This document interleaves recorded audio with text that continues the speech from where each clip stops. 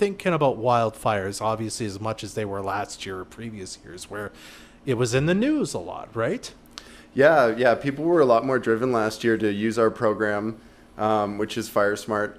This year we're seeing a lot more moisture, but we actually have one of the fastest drying fuel types in the entire province. So it can only take a week of hot, dry weather to get us back into that peak burning.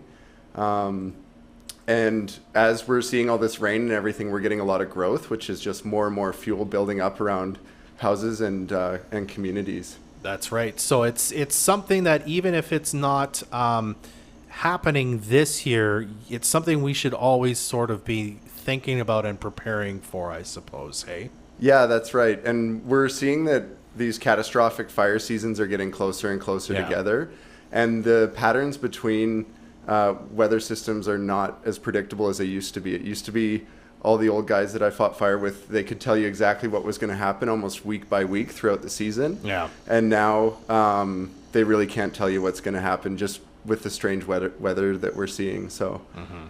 Now, as part of this program, which is very fascinating for people who don't know about it, you offer a free sort of assessment for people who sign up to take a look at their property and say, here are the things you need to do to make your property more fire smart. Tell us a bit about that process. Yeah, exactly. Assessment sounds like a real serious term. And really what it is it's a property visit with myself or another experienced wildfire professional. And we go through the property and we talk to homeowners and landowners as to how wildfire would move across their property and how they can mitigate their specific risk on their own place. And a lot of people get worried. They think we're going to be telling them what they should cut down or where they should have trees or anything like that. And we really don't. I mean, I have a rural property within the Peace River Regional District, and I like to manage it my own way for beautification. And but then wildfire is just another lens to look at things through. And I find that when we visit, it just helps people to see different grasses and trees as fuel, and then they can make those decisions on their own. So it's really just changing the lens that everybody looks at their property with, and then they can make small incremental changes. So you may not even make any changes this year, but the next time you pile up your wood pile, you might actually put it 10 meters away from the house so that it can't light your house on fire, and just slow changes over time. So it's really not a hard thing to do. It's the same amount of work as we do in the Peace region anyways, which is pretty much working nonstop to fight back all the summer growth and then preparing for winter. But we're just doing it a little smarter with that lens of FireSmart. I see. So yeah, we leave the property owners with like a list of ways that they could control the wildfire hazard on their property, and then how they choose to implement that list is completely up to them. So and they're fully private and confidential. A lot of people are concerned where this information's going. We're pretty old school. I literally put it on a piece of paper and I hand it to the property owner, and that's the only information that's gathered, and they can do with it whatever they want. So it's really good in that way. It's sort of back to basics. It's one-on-one, face-to-face, asking questions, and then getting some real advice, and what you do with that is completely up to you.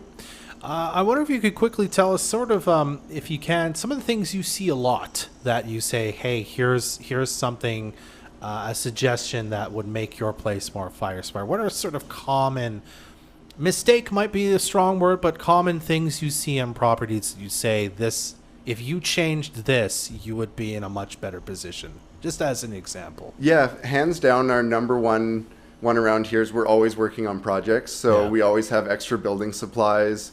We have firewood to survive the winter up here, and we always put that right up against our houses or our structures.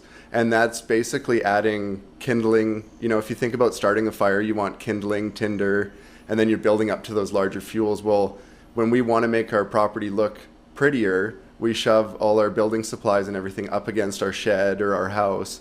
And that's actually providing an avenue for fire to link from the landscape to our home or to our shed or barn or whatever. So that breaking that barrier is definitely the number one. So 1.5 meters around any of your buildings should just be clear.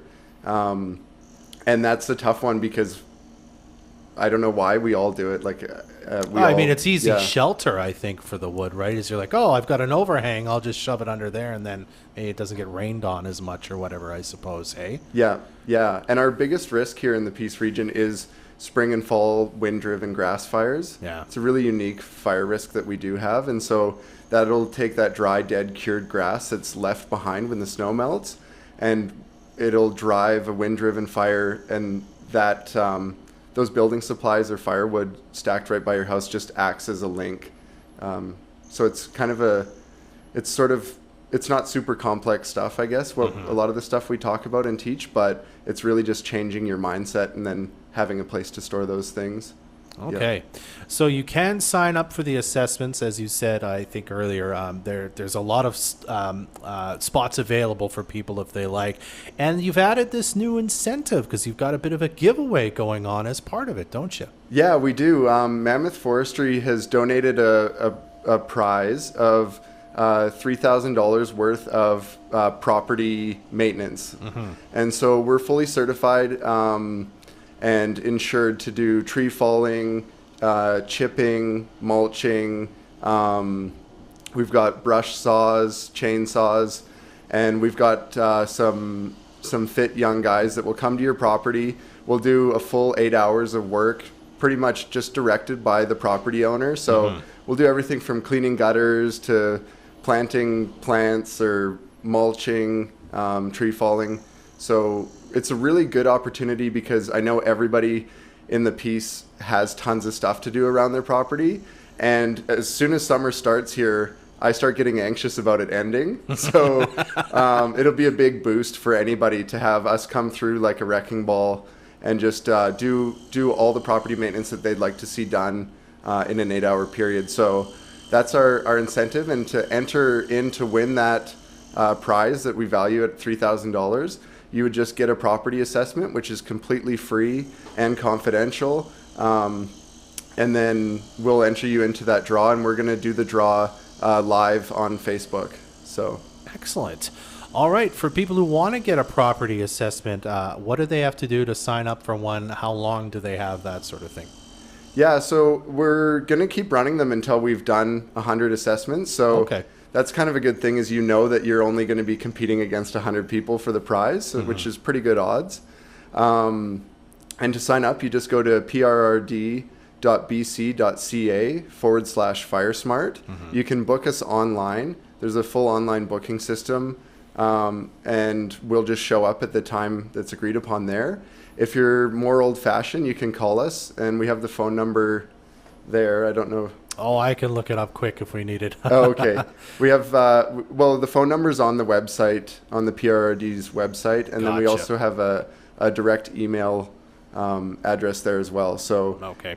If you are listening, the phone number is 250-784-1165 that you gave me a little earlier on. So there, if you prefer that way, you can do it that way. All right. Awesome. Thanks, Dub. Anything else you want to say there, Craig, before we wrap things up here? I just wanted to give a big thank you. We had some great events out at all the provincial parks. So we were at Moberly Provincial Park, Beaton, and One Island Lake. And we had Parks BC out there helping us out, spread the word about FireSmart.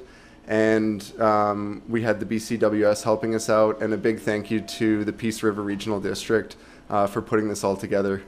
Excellent. All right. Well, again, www.prrd.bc.ca/FireSmart for more info and to sign up for your free FireSmart assessment for your property. Craig, thank you so much for stopping by today. I really appreciate you being here. Yeah, thank you very much, Dub.